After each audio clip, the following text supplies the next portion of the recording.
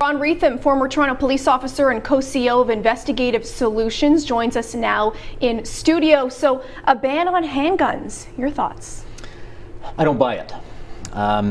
I just don't think it's the solution. I think at this point we need to be putting our time and resources and money into real strategies that are going to solve the problem, the root problems. You know, we've had a ban on drugs for many years, and we still have a lot of drugs in the city.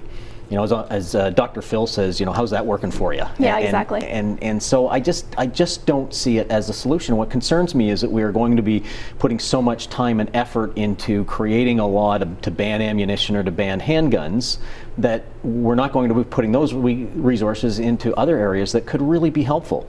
And let's be honest, I mean, excuse me, from your experience on the force, the law-abiding gun owners are not necessarily involved in these kinds of crimes. They're just not, Karen. I mean, it's not those people. It's not those guns.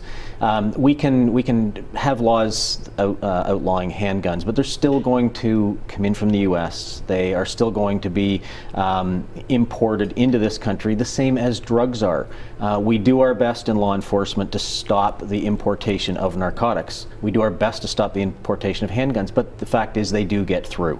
And so I'm just concerned that we're going to be spending valuable resources on something that's not going to help. Okay, so we're looking in the wrong direction. What is a better approach? And I think you're going to probably talk about outreach. Absolutely. You know, first of all, again, I know some will say it's the old rhetoric, but we need more police officers. We clearly do. As I mentioned yesterday on the show, we have approximately the same number of police officers now as what we did in 1976, 36 years ago when I joined the Toronto Police Service.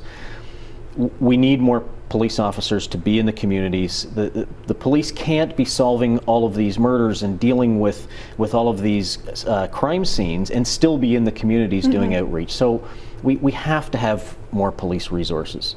And then social programs. We need some real good social programs. I had a friend of mine bring to my attention yesterday about a program that was started in the U.S. in some real troubled communities, where they are teaching young black people how to be parents, because this is predominantly in the black communities, and young black men how to be fathers, how to be good fathers, and that's essentially what Senator Don Meredith was calling for last night. How much responsibility, Ron, lies with the courts in the fact that when somebody is convicted of this type of crime involving an illegal handgun, whatever's going to happen to those who were involved in Monday's shooting, they go to jail and then they're out, a couple months later. So what can we do from that perspective, in that respect? That's a very good point, and I think we're far better off studying that and pouring some resources into that aspect as well.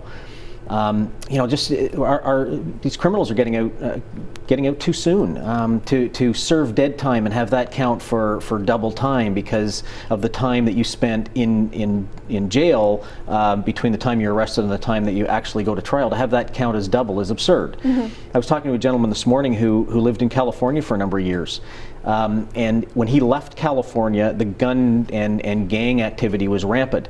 Then the law came in, the 3 strikes you're outlaw, where if you commit 3 serious crimes, you stay in jail forever. And he went back several years later, and he claims that he noticed a real difference in the gun gang activity. So I don't know. Something to look at. Absolutely. Ron, always good to have you with us. Thank you. Thank you. Ron Wretham is a former Toronto police officer and co-CEO of Investigative Solutions.